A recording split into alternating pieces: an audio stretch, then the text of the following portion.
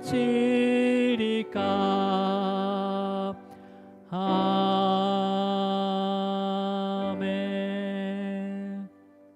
하나님의 말씀 함께 봉독하도록 하겠습니다. 하나님의 말씀은 출애굽기 29장 43절 말씀입니다. 출애굽기 29장 43절 말씀. 자, 우리 함께 한 목소리로 합독하도록 하겠습니다. 출애굽기 29장 43절 말씀입니다. 함께 있습니다. 시작. 내가 거기서 이스라엘 자손을 만나리니 내 영광으로 말미암아 회막이 거룩하게 될지라. 아멘.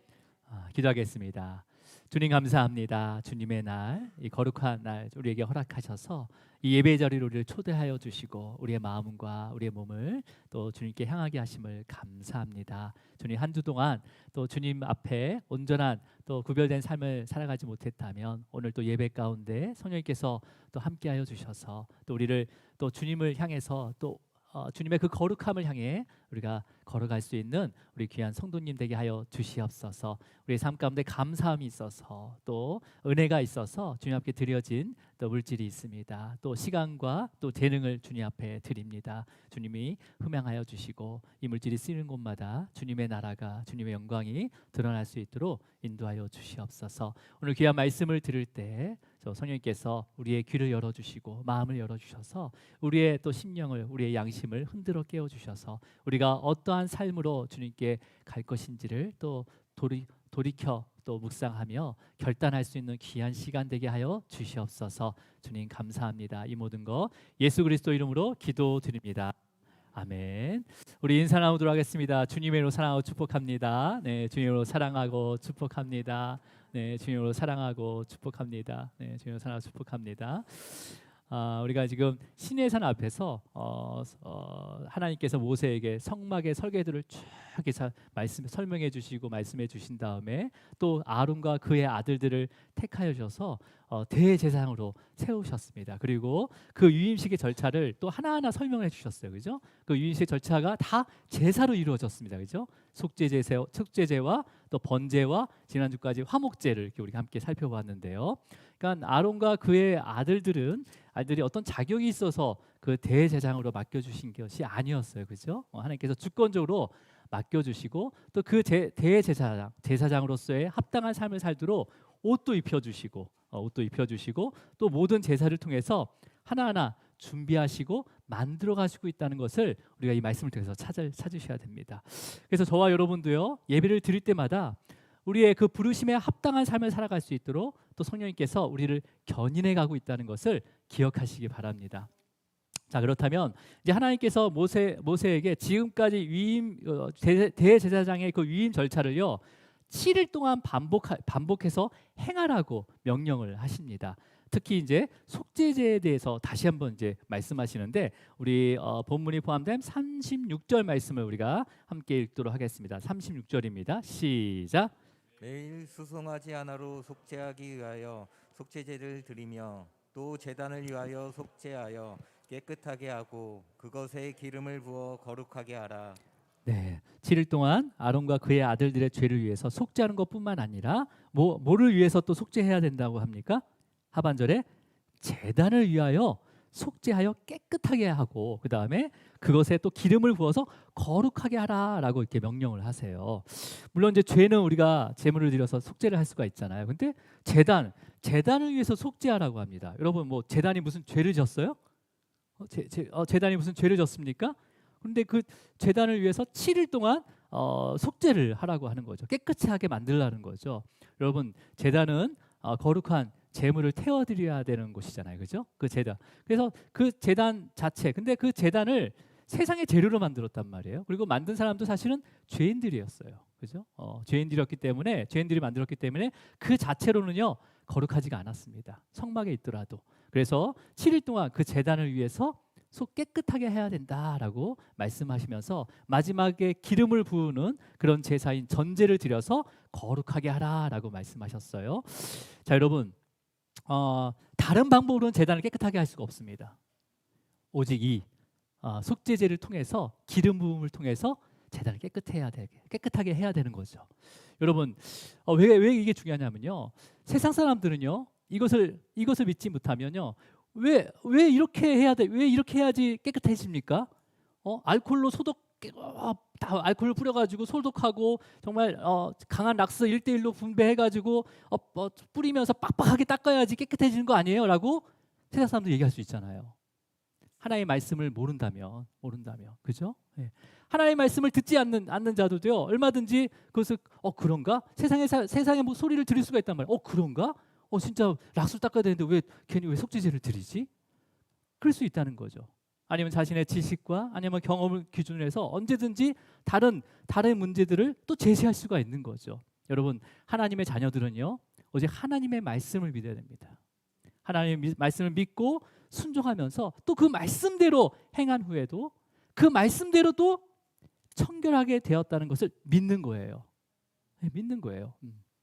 하나님께서는요, 다시 이제 모세에게 명령하시는데 어떻게 명령하시는지 우리 37절을 천천히 읽어보도록 하겠습니다. 37절입니다. 시작. 너는 이레 동안 제단을 위하여 속죄하여 거룩하게 하라. 그리하면 지극히 거룩한 제단이 되리니 제단에 접촉하는 모든 것이 거룩하리라. 자, 7일 동안 제단을 위해서 속죄하고 거룩하게 하면 그 제단은 아주 지극히 아주 놀라운 거룩한 제단이 된다는 거죠. 그래서 그 제단에 접촉만 하면 어떻게 된다고요? 거룩하게 될지어다라고 명령을 하세요. 여러분, 뭐 물론 요즘엔 공상방에서 이렇게 조금만 접촉하면 그냥 몸이 쫙 이렇게 막 바뀌는 그런 거 영상 보잖아요, 그죠? 근데 사실은 하기만 해도 거룩해진다는 것은요, 사실 말이 되지 않죠. 그렇잖아요. 상식적으로 접촉만 해도 어떻게 거룩해질 수 있어요? 너무 좋겠죠. 접촉만 하면. 네, 여러분, 되게 이 말씀이 되게 중요한 게 왜 중요하냐면, 그냥 우리가 문자적으로 접촉한다라는 이 단어를 원어적으로 풀면요, 원어적 의미가 뭐냐면 아래로 가져가다라는 의미를 가지고 있습니다. 아래로 가져가다. 지금 어디 아래로 가져가는 거예요? 거룩하게 만든 제단 아래로 가져오는 거죠. 그죠? 거룩한 그 제단 아래로 그러니까 거룩하고 흠없는 제물을, 나의 죄를 대신해서 그 제단 아래로 가져온다면 어떻게 하시겠다고요? 거룩하게 하시겠다는 거죠. 거룩하게 하시겠다는 거죠. 그러면 여러분, 누가 제단 아래로 거룩하고 흠없는 제물을 가져오게 되는 거죠? 누가? 죄인들이. 네. 죄를 깨달은 죄인들이 나의 죄를 대신해서 죽을 그 제물을 가지고 그 거룩한 제단 아래로 가져온단 말이에요. 그럼 하나님께서 그것을 거룩하게 하시겠다는 거예요. 거룩하게 하신다. 그래서 여러분, 죄를 깨달았다고 해서요, 모두가 제단 아래로 제물을 가지고 오지는 않습니다. 어떤 자가 어떻게 깨달은 죄에 대해서 해결할 수 있는 방법이 오직 성막 안에 그 거룩한 제단 아래로 와서 속죄 제물을 드려야지만 이 속죄함을 받을 수 있다라는 그러한 그 율법을 듣고 믿는 자들만이 제단 아래로 나오게 되는 거죠. 그죠? 그러니까 조금이라도 내가 죄인임을 인정하지 않거나 아니면 정말 이 제사만으로 거룩해질 수 있을까라고 의심하고 있다면 절대로 제단 아래로 속죄 제물을 가지고 올 수가 없습니다. 조금이라도 의심이 있다면요. 자, 여러분, 그러니까 구약의 모든 제사, 우리가 살펴봤지만 모든 제사도 그 율법을 듣고 그 믿음으로 행하는 제사였어요. 그렇죠? 이건 그냥 의식적으로 행하는 제사가 아니라 믿음으로 행한 거였어요. 이 율법의 모든 제사도요. 하지만 계속해서 반복해서 드릴 수밖에 없는 제사였습니다. 자, 우리 지금 방금 37절 읽었던 후반절에서 제단에 접촉하는 모든 것이 거룩하리라라고 했어요. 모든 것이 거룩하리라라고 말씀하십니다. 여러분, 여기서 이 거룩, 모든 것이 거룩하리라 할 때 이 거룩이라는 단어는요, 우리가 앞에서 봤던 그냥 일반적으로 속죄 제물을 통해서 정결하게 만드는 그런 거룩이 아니라, 그래서 우리 카다시라고 우리가 배웠잖아요, 지난주에. 이 거룩은 바로 하나님의 완전한 거룩, 카도시라는 단어를 쓰고 있습니다. 그러니까 어떤 의미냐면, 제단에 접촉하는 모든 것이 하나님의 거룩으로 거룩하리라라는 이 말씀은 어떤 말씀이에요? 거룩한 제단 아래로 오는 자는 누구든지 거룩한 하나님께서 그곳에 임재하여 주셔서 죄인들을 만나 주신다는 거예요.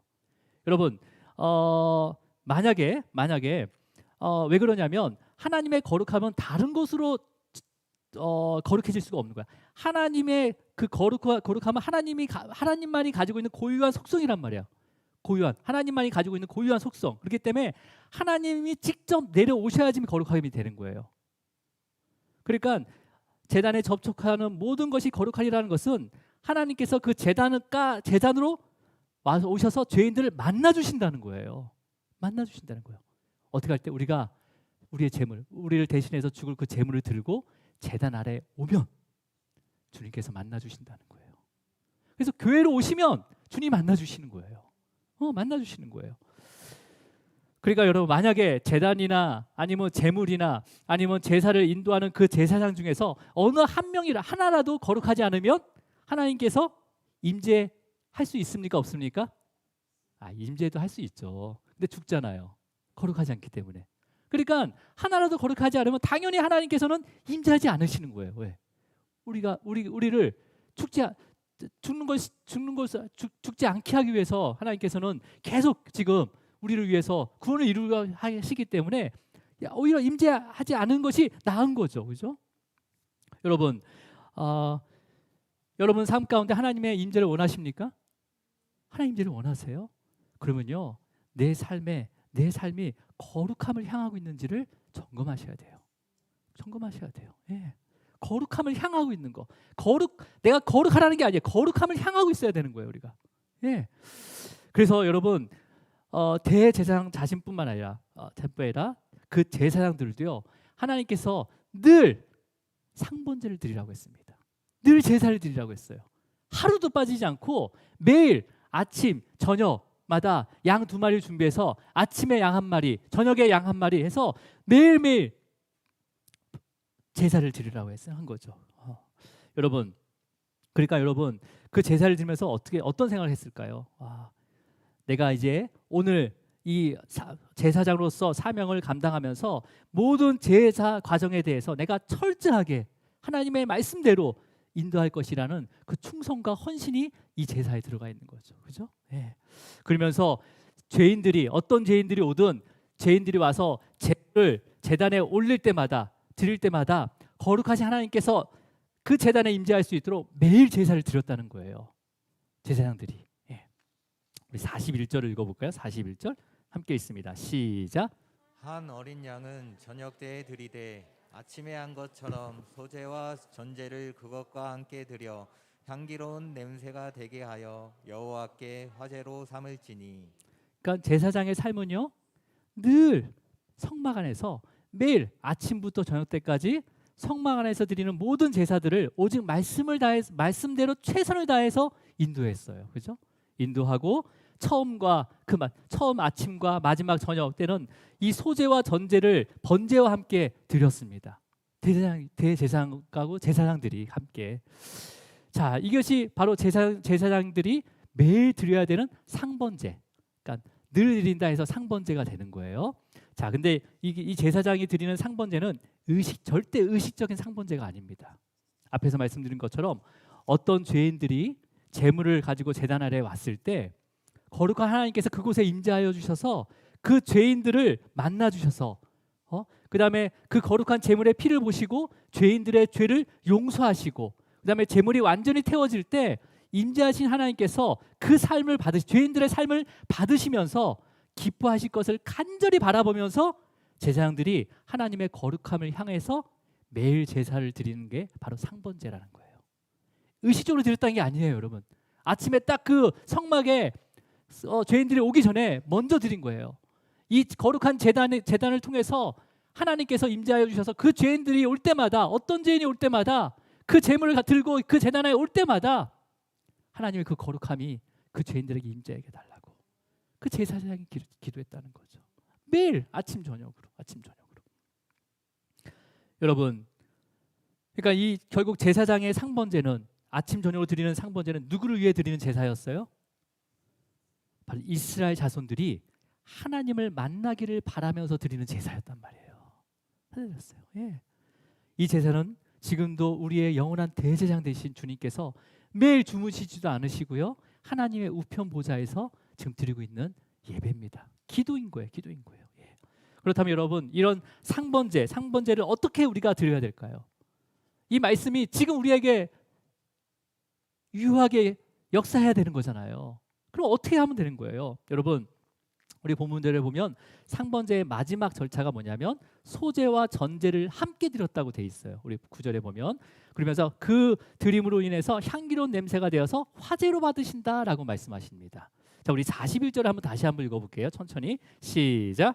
한 어린 양은 저녁 때에 드리되 아침에 한 것처럼 소제와 전제를 그것과 함께 드려 향기로운 냄새가 되게 하여 여호와께 화제로 삼을지니. 우리가 이제 제사에 대해서 대제사장 유임식을 통해서 제사의 방법에 따라서 그 다음에 목적에 따라서 이렇게 제사를 좀 공부하고 있는데 나중에 뒤에 레위기를 정리할 때 제가 이거를 한 시간에 다 정리를 한꺼번에 해드릴게요. 일단 오늘은 이제 그 상번제에 드리는 전제에 대해서 좀 더 살펴볼 거예요. 자, 우리는 상번제뿐만 아니라 모든 제사의 마지막은 전제로 드려야 됩니다. 전제라는 것은 포도주나 아니면 이제 포도주나 기름을 그 희생 제물에 부어서 드리는 제사를 바로 전제라고 합니다. 그래서 요제는 흔들어서 드리는 거고 거제는 들어서 그러니까 드리는 거고 전제는 부어서 드리는 제사예요. 그러니까 방법을 얘기하는 거죠. 그러면 이 전제를 언제 부어 드릴까요? 성경에는 언제 부어 드린다는 얘기는 정확히 나오지는 않습니다. 언제 부어? 전제를 항상 모든 제사의 마지막은 전제로 드려지는 거예요. 부어서 드리는 제사. 자, 우리 병행 구절인 민수기 8장에 제사장이 드리는 그 상번제에 대해서 다시 설명하고 있거든요. 우리 민수기 28장을 한번 우리가 가보도록 하겠습니다. 민수기 28장 6절과 7절을 한번 또 읽어보겠습니다. 시작. 이는 시내산에서 정한 상번제로서 여호와께 드리는 향기로운 화제며 또 그 전제는 양 한 마리의 4분의 1 흰을 드리되 거룩한 곳에서 여호와께 독주의 전제를 부어 드릴 것이며. 자, 여기서 보면 제사장들이 아침 저녁으로 드리는 상번제의 마지막 절차 7절에 보면 거룩한 곳에서 여호와께 독주의 전제를 부어 드릴 것이며라고 되어 있습니다. 그죠? 네. 여기서 거룩한 곳은 어디죠? 거룩한 곳은 성막이 아니라 여기서는 독주를 부어 드리는 거룩한 제단을 의미합니다. 거룩한 제단. 그러니까 거룩한 제단 위에다 여호와께 독주의 전제를 부어 드린대요. 하나님께 독주의 전제. 독주는 뭡니까? 독주? 그냥 오늘 독한 술이에요. 독한 술. 그러니까 히브리 언어에서도 알코올 성분이 굉장히 강한 술, 쉐카라는 단어를 쓰는데 알코올이 굉장히 그러니까 성냥만 탁 틀면 불이 확 다 해보셨죠? 그 불이 그 알코올에 완전히 거의 알코올 성분이 너무 강하기 때문에 조금만 불만 붙이면 불이 막 오르는 거죠. 그런 독한 술을 여호와께 독주의 전제로 부어드린대요. 여러분, 이 독주를 전제로 부어드리는 이유는 뭐냐면 여러분 마지막에 제물을 제단 위에 올려서 태우게 되잖아요. 그러면 마지막에 제단 위에 남아 있는 제물이 있습니다. 그러니까 불을 그러니까 제단이 있고요. 제단 안에는 쇠망으로 다 돼 있잖아요, 그죠? 그리고 밑에서 이렇게 나무로 이렇게 해서 제물을 태우게 되는데 이게 아무리 불을 세게 해도요, 마지막에 그 쇠망 위에 남아 있는 제물이 다 타지 않습니다. 어떤 거냐면 여러분 바베큐 하다 보면 그 석쇠를 이렇게 좀 석쇠가 좀 넓은 걸 쓰면 그 석쇠 사이로 고기가 하나 딱 떨어지잖아, 밑으로요. 밑으로 떨어지면 이게 다 타서 없어지는 게 아니라 이게 남아 있습니다. 그러니까 숯불에 다 타지 않고 이게 숯이 검맣게 변해가지고 이게 숯인지 고기인지 알아볼 수 없을 정도로 남아 있어요. 그런 것처럼 제단 위에 태우는 제물도요 완전하게 살라지지 않습니다. 그래서 그 그물망 위에 제단의 그물망 위에 아주 딱딱하고 굳어진 시커먼 제물이 남게 돼요. 이때 이 알코올 성분이 굉장히 많은 이 독주를 전제로 부어지게 됩니다. 그 위에. 그럼 그 딱딱하고 굳어진 시커먼 제물 위에 그 전제가 딱 뿌려지면요 완전하게 깨끗하게 태워지게 되는 거예요. 그래야지만이 다음 제물을 태울 수가 있는 거예요. 그렇잖아요. 막 걷다가 막 계속 올려요? 아니에요. 완전히 깨끗해진 다음에 그 다음에 또 제물을 올려줘야 되는 거예요. 그러니까 그 전제는요 완전한 희생으로서 모든 제사를 완성시키는 거예요. 그리고 그 완성시키는 의미도 있지만은 새로운 제사를 준비하는 역할을 하는 게 바로 이 전제입니다. 전제. 그래서 이 전제의 의미를 사도 바울이 굉장히 잘 그를 보여줬어요. 사도 바울이요. 사도 바울이 로마 감옥에 갇힙니다. 마지막에 갇혀서 이제 죽음이 가까웠다는 것을 직감하게 돼요. 아, 이제 내가 죽게 되구나. 그걸 직감하게 되는 거죠. 그래서 편지를 쓰게 됩니다. 영적인 아들 디모데에게 마지막 편지를 쓰는 게 바로 디모데 후서예요. 디모데후서에 어떻게 자기를 표현하고 있는지 우리 디모데 후서 4장 6절 말씀을 우리가 함께 보도록 하겠습니다. 디모데 후서 4장 6절 말씀이에요. 자, 함께 있습니다. 시작. 전제와 같이 내가 벌써 부어지고 나의 떠날 시각이 가까웠도다. 나의 떠날 시간이 가까이 왔다는 것은 이제는 죽음이 앞에 있다는 거야. 죽음이. 근데 여러분, 죽음이 앞에 있으면 어떡하면 죽음을 피하고 싶은 마음이 있단 말이에요. 근데 사도 바울은 오히려 자신의 죽음이 전제가 되어 부어지기를 원한다라고 디모데에게 얘기하고 있습니다. 여러분, 사도 바울은 이방인들에게 복음을 전하는 사명을 받았어요. 사도 바울뿐만 아니라 저와 여러분 다 그 사명을 기본적으로 옵션으로 깔고 갑니다. 기본적으로 복음을 전하는 사명을 받았어요. 그런데 그 사명을 위해서 사도 바울은요, 아침부터 저녁까지 늘 애썼어요.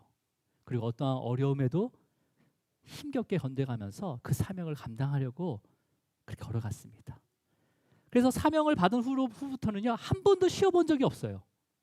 그 길을 향해서 계속 걸어왔다는 거죠.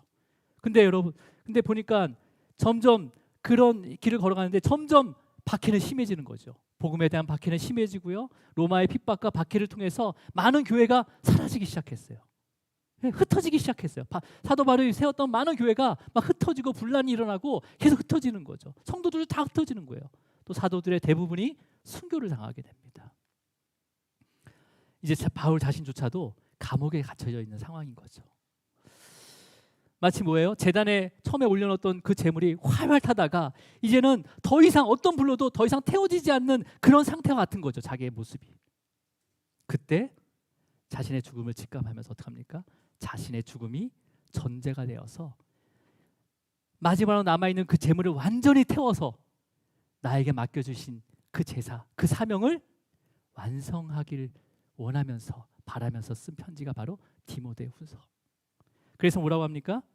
전제와 같이 내가 벌써 부어지고 나의 떠날 시간 가까웠다라고 고백을 하는 게 되는 거죠. 여러분, 이때 그 하다가 딱딱하게 남아 있는 아주 딱딱한 그 어두운 그 재물에 전제가 부어질 때, 그때 비로소 재물이 완전히 타서 올라가는 그 마지막 연기가 바로 하나님께 향기로운 냄새가 되는 거예요. 그러니까 처음부터 막 올라갈 그 냄새가 향기로운 냄새, 물론 그렇지만 이 마지막에 그 딱딱하게 굳어진 더 이상 탈 수 없는 그 재물 위에 뿌려진 전제를 통해서 그 마지막 남은 재물이 완전히 태워질 때 그 냄새를 하나님께서 향기로운 냄새다라고 말씀하셨습니다. 그리스도인들의 종말론적인 삶의 모습이 바로 전제로 드려지는 삶인 거예요. 마지막까지 나의 삶을 다 드리는 삶. 네. 오늘 강윤구 집사님 아버님이 우리 고 강성미 목사님이십니다. 네. 오랫동안 사역을 잘 마치시고 은퇴하신 다음에 하나님께서 갑자기 부르셨어요. 혈액암으로 소천하셨는데 오늘 그래서 우리 목사님 사모님 어떻게 오셔가지고 같이 예배드리게 하신 걸 너무 감사드립니다. 하나님의 위로와 평안이 임하기를 축복합니다. 예, 우리 기도해 주시기 바랍니다.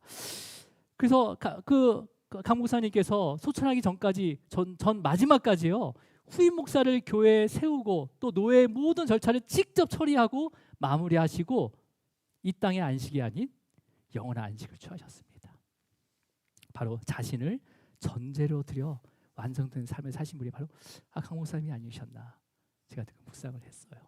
저는요, 그래서 저도 예전에는요, 정말 목회자로 부름 받았으니까 설교하다 죽는 게 가장 영광스럽겠다. 그래서 설교하다 죽어야지, 그런 마음이 있었어요, 사실은. 근데 제가 이 말씀을 묵상하면서 완전한 제사를 마치는 그 전제의 희생의 제물이 뿌려져야지만이 하나님께서 그 향기로운 제물을 받으신다는 거죠.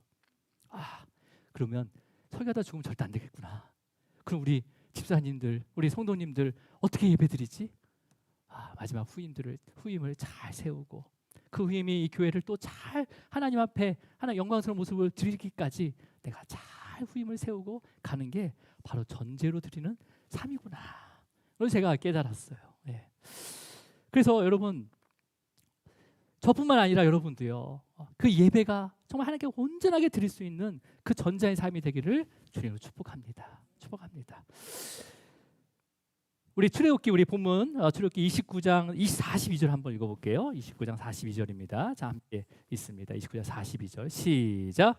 이는 너희가 대대로 여호와 앞 헤매면서 늘 드릴 번제라. 내가 거기서 너희와 만나고 내가 말하리라. 이 상번제, 이 번제와 또 이 전제는요, 너희가 대대로 여호와 앞에서 회막문안에서 드려야 되는 거라는 거예요. 여러분, 전제는 뭐라고 했습니까? 또 다른 제사의 시작이에요. 그리고 지금까지 드린 제사의 완전한 완성입니다. 완성이에요. 그죠? 그러니까 뭐예요? 대대로 이 전제를 드릴 수 있도록 하라는 게 뭐예요? 뭐예요? 모든 예배가 계속해서 이어져야 된다는 거죠. 모든 예배가 이어져야 된다는 거죠. 끊어지면 안 된다는 거예요. 그래서 그 매일 아침 저녁으로 반드시 드려야 하는 그 제사 상번제를 이렇게 명령하셨지만 이 상번제는 끊어졌습니다. 끊어졌습니다. 하나님께서 절대 끊어지지 않고 대대자손으로 드려야 될 이 전제, 이 전제를 통한 그 상번제가 끊어졌단 말이에요. 우리 요엘서 1장 9절을 한번 읽어보도록 하겠습니다. 요엘서 1장 9절입니다. 시작. 소제와 전제가 여호와 성전에서 끊어졌고 여호와께 소중을 드는 제사장은 슬퍼하도다.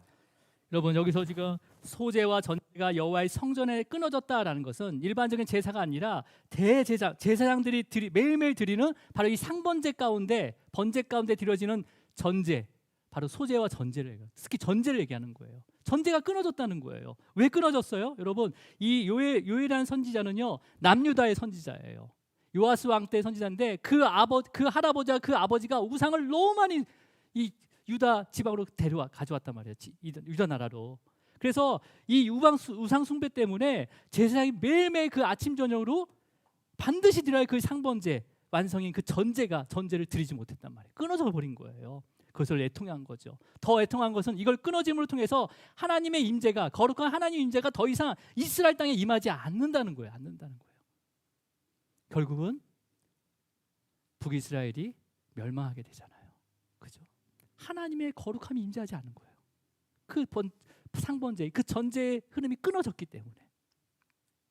자, 우리 이어서 출애굽기 29장 43절을 읽어볼게요. 43절. 자, 함께 있습니다. 시작. 내가 거기서 이스라엘 자손을 만나리니 내 영광으로 말미암아 해막이 거룩하게 될지라. 네. 그러니까 여러분 뭐예요? 지금 먼저 42절에 너희가 늘 드리는 그 번제 통해서, 이 전제를 통해서 내가 그 너희 제사장을 만나겠다는 거예요. 내려오시겠다는 거예요. 거룩한 곳으로 내려오셔서 이제는 누굴 만난다고요? 이스라엘 자손을 만난대요. 거기서요. 결국은 제사장을 통해서 그 제단이 거룩해져서 이스라엘 자손들이 누구든지 그 제물을 가지고 올 때마다 만나 주신다는 거예요. 그러니까 그 중보자가 누가 되는 거예요? 지금 제사장이 되는 거죠. 그래서 대제사장 대신 예수님이 바로 우리의 중보자가 되시는 거예요. 그래서 거룩하신 주님께서 그곳에 임재하시는 거죠. 그 제사장들의 매일 아침 드리는 그 전제로 상번제가 완성될 때 이 의미는 뭐예요? 제사장들은 매일 아침에 어떤 상번제를 드리는 거예요? 의식적인 상번제가 아니라 뭐라고 했습니까?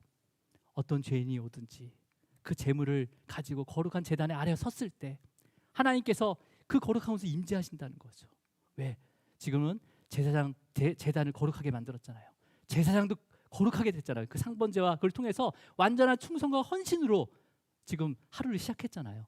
그러니까 누구든지 어떤 죄인이든지 제물을 가지고 그 제단으로 아래 올 때마다 그 상번제 드린 제사장은 뭘 어떻게 인도하는 거예요? 이들이 하나님 만날 수 있도록 말씀대로 인도하는 거죠. 하나하나 완전한 제사로 인도할 수 있도록 인도하게 될 때 거룩한 하나님께서 그 죄인들을 회막에서 만나 주신다는 거예요. 여러분, 죄인들을 만나 주신다는 것은 어떤 의미입니까? 바로 죄를 용서하신다는 거예요.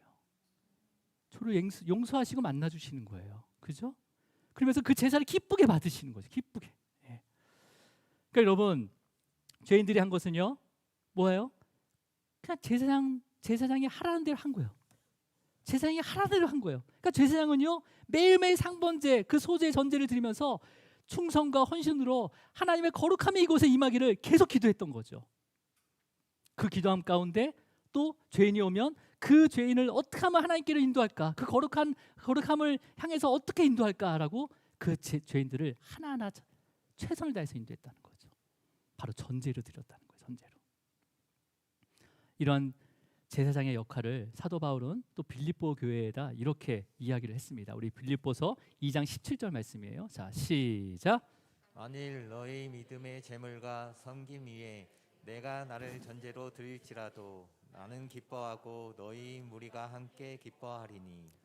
빌립보 교회에 너희 그 빌립보 교회 성도들에게 너희 믿음의 재물과 섬기 위해 이거는 뭐예요? 제사를 드리는 게 아니잖아요. 그 당시에는 빌립보 교회는요 교회가 세워진 곳이에요. 루디아를 통해서 교회가 세워졌어요. 그 다음에 갇혀 있는 간수, 감옥의 간수가 교회로 함께 세워졌단 말이에요. 그 교회가 제사를 드리는 게 아니라 바로 이 뭐예요? 믿음의 재물과 섬김 위라는 것은 예배라는 거예요. 예배.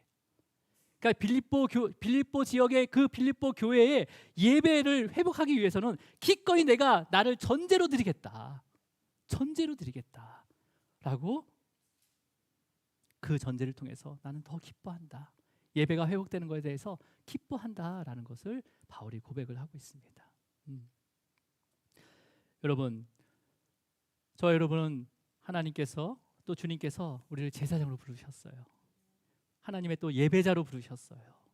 그렇다면 여러분 우리의 예배 거룩을 향하는 거 너무 중요합니다. 하지만 또 다른 지체들, 또 우리에게 붙여주신 그 영혼들을 또 예배로 하나님의 거룩함을 향해서 갈 수 있도록 우리가 또 함께 기도해야 되는 거예요. 그죠? 네. 자, 그렇다면 여러분 이러한 그 전제로 부어지는 그 희생의 상번제가 매일 우리의 삶에 적용돼야 되는 거잖아요. 그죠? 적용되어지기를 축복합니다. 그렇다면 여러분 전제로 부어지는 완전한 그 희생의 상번제는 어떤 삶일까요?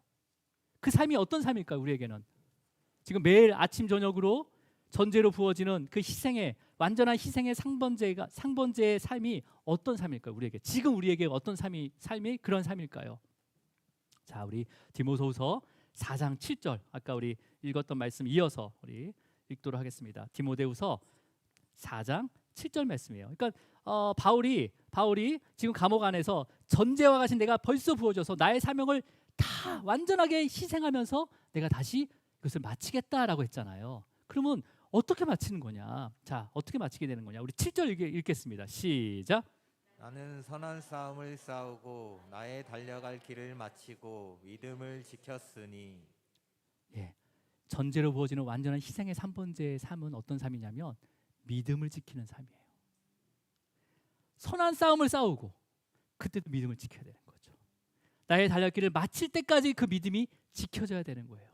이게 바로 아침 저녁으로 드리는 그 상번제 전제에 부어지는 그 의미를 사도 바울은 믿음을 지키는 삶.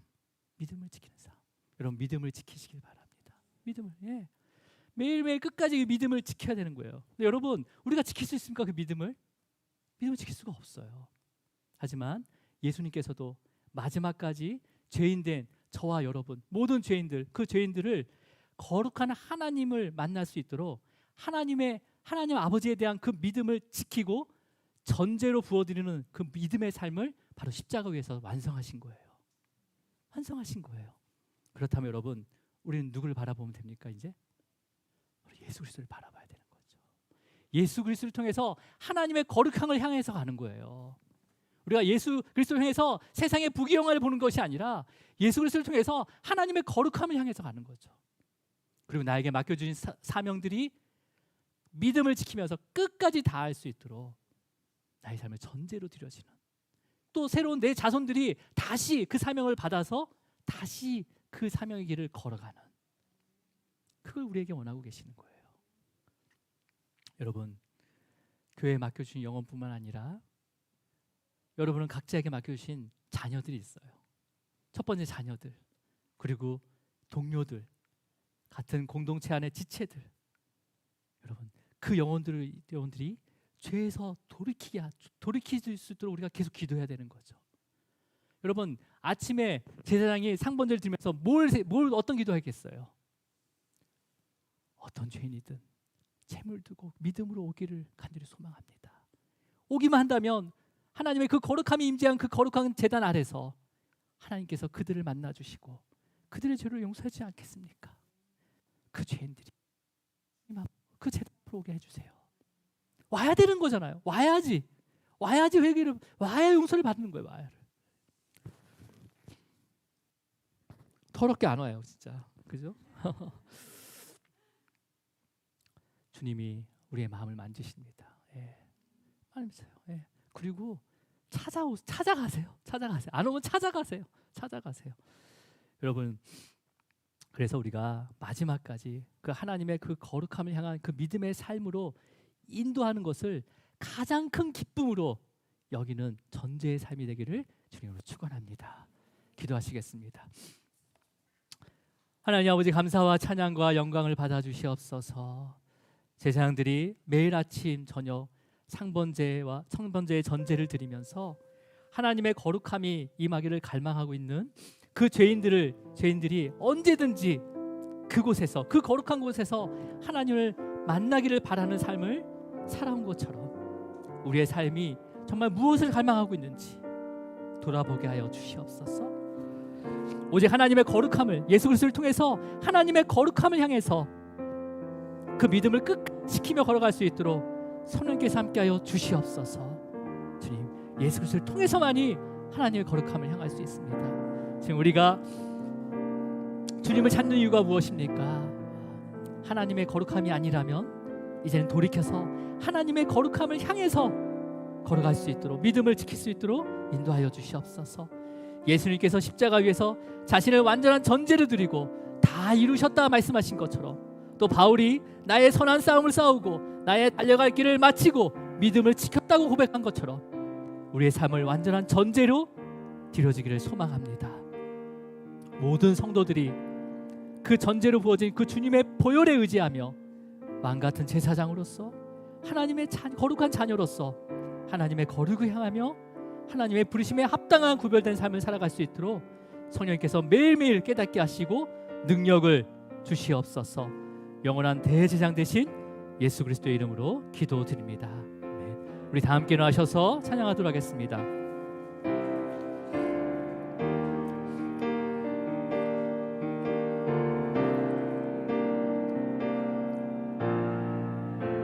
거룩하신